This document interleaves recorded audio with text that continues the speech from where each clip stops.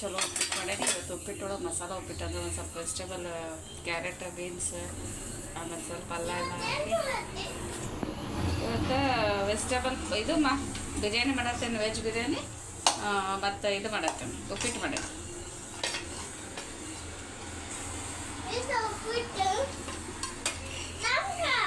Ready ಹೋಗಿ ಅಲ್ಲಿ inform ಇಟ್ಟೆ ನೋಡಿ, ಚೇರ್ ಮೇಲೆ ಇಟ್ಟೆ ಹೋಗಿ.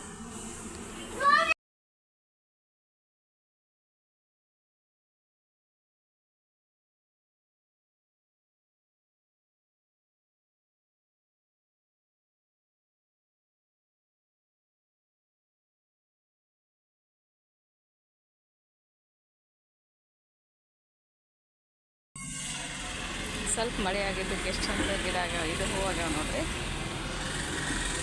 ಇವು ನಾವು ಎಷ್ಟು ಇದ್ರ ನೀರು ಹಾಕಿದ್ರು ಅಷ್ಟು ಆಗಂಗಿಲ್ಲ, ಮಳೆ ನೀರು ಸ್ವಲ್ಪ ಬಿಡಿದ್ರೆ ಸಾಕು ಚಂದ ಹೂವು. ಈ ಕೆಳಗಿಂದ ನೋಡುವಾಗಂತೂ ಭಾಳ ಚಂದ ಅನ್ನಿಸ್ತದೆ.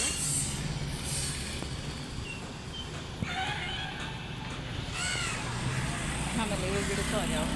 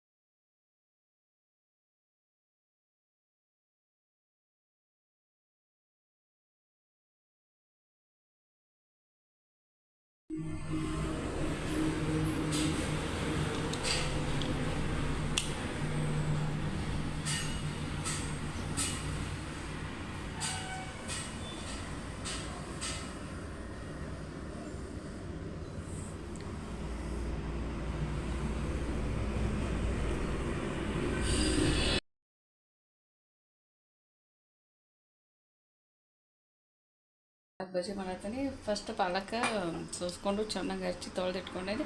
ಮ್ಯಾಲೆ ಸ್ವಲ್ಪ ಕಡಲೆ ಹಿಟ್ಟ, ಅಜ್ವಾಯಿನ, ಉಪ್ಪು, ಜೀರಿಗೆ, ಒಂದು ಸ್ವಲ್ಪ ಒಂದು ಟೀ ಸ್ಪೂನಷ್ಟು ಇವು ಧನಿಯಾ ಕಾಳು ಹಾಕ್ತೀನಿ. ಆಮೇಲೆ ಒಂದು ಸ್ವಲ್ಪ ಹಸಿಮೆಣ್ಸಿನ್ಕಾಯಿ, ಯಾಕಂದರೆ ಇವು ಭಾಳ ಖಾರ ಇರ್ತಾವೆ. ಆಮೇಲೆ ಪಾಲಕ್ ಬಜ್ಜಿ ಒಳಗೆ ಏನಷ್ಟು ಖಾರ ಇದು ಬೇಕಾಗಿಲ್ಲ, ಸ್ವಲ್ಪ ಉಳ್ಳಾಗಡ್ಡೆ ಹಾಕಾಕ್ತೀನಿ. ಆಮೇಲೆ ಇದಕ್ಕೆ ಫಸ್ಟ್ ನೀರು ಹಾಕಕ್ಕೆ ಹೋಗ್ಬಾರ್ದು. ಫಸ್ಟ್ ಇದು ಪಾಲಕ್ ಎಷ್ಟು ನೀರು ಹಿಡ್ಕೊತೈತಿ ನೋಡಿ ಅದ್ರ ಮೇಲೆ ಮತ್ತೆ ಇದು ಮಾಡಬೇಕು. ಯಾಕಂದರೆ ಇದು ಆಲ್ರೆಡಿ ಸಿಕ್ಕಾಪಟ್ಟಿ ನೀರು ಇರ್ತೈತಿ ಎಲೆ ಒಳಗೆ, ಸ್ವಲ್ಪ ಹಿಂಗೆ ಇದು ಮಾಡಿದಾಗ ಹಿಡ್ಕೊತೈತೆ ಅದು ಹಿಟ್ಟು. ಆಮೇಲೆ ಇದ್ರೊಳಗೆ ಹಿಟ್ಟು ಕಡಿಮೆ, ಪಲ್ಯ ಹೆಚ್ಚಿಗೆ ಹಿಂಗೆ ಇರಬೇಕು. ಇಲ್ಲಿ ಸ್ವಲ್ಪ ತಂಪೈತಿ ಇವತ್ತು ಹುಡುಗರಿಗೆ, ಅದಕ್ಕೆ ಸ್ವಲ್ಪ ಚೇಂಜ್ ಅನ್ನಿಸ್ತೈತಿ. ಆಮೇಲೆ ಅವ್ರು ಪಾಲಕದ ಪಲ್ಯ ಅಥವಾ ದಾಲ್ ಒಳಗೆ ಅದು ತಿನ್ನಂಗಿಲ್ಲ, ಹಿಂಗೆ ಮಾಡಿದ್ರೆ ತಿಂತಾರಂತಂದ್ರೆ ಹಿಂಗೆ ಮಾಡತ್ತೇನೆ. ಇದು ಖುಷಿಲೇ ತಿಂತಾರೆ ಅವ್ರ ಬಜ್ಜಿ ಅಂದರೆ. ಇದಕ್ಕೆ ಇನ್ನೊಂದು ಸ್ವಲ್ಪ ಹಿಟ್ಟು ಹಾಕ್ತೀನಿ, ಯಾಕಂದ್ರೆ ನೋಡಿರಿ ಸ್ವಲ್ಪ ಹಿಂಗೆ ಹೆಚ್ಕಿದ್ರೆ ನೀರೆಲ್ಲ ಕಡಿಮೆ ಇದಾಯ್ತು. ಉಪ್ಪೆಲ್ಲ ಹಾಕ್ತೀವಲ್ಲ ನೀರು ಬಿಟ್ಕೊತೈತಿ ನೋಡಿರಿ. ಕಲಸಿಟ್ಟೇನೆ ಹಿಂಗಾಗೈತಿ. ಆಮೇಲೆ ಇಲ್ಲಿ ಎಣ್ಣೆಕಾಯಿ ಹಾಕಿಟ್ಟೇನೆ.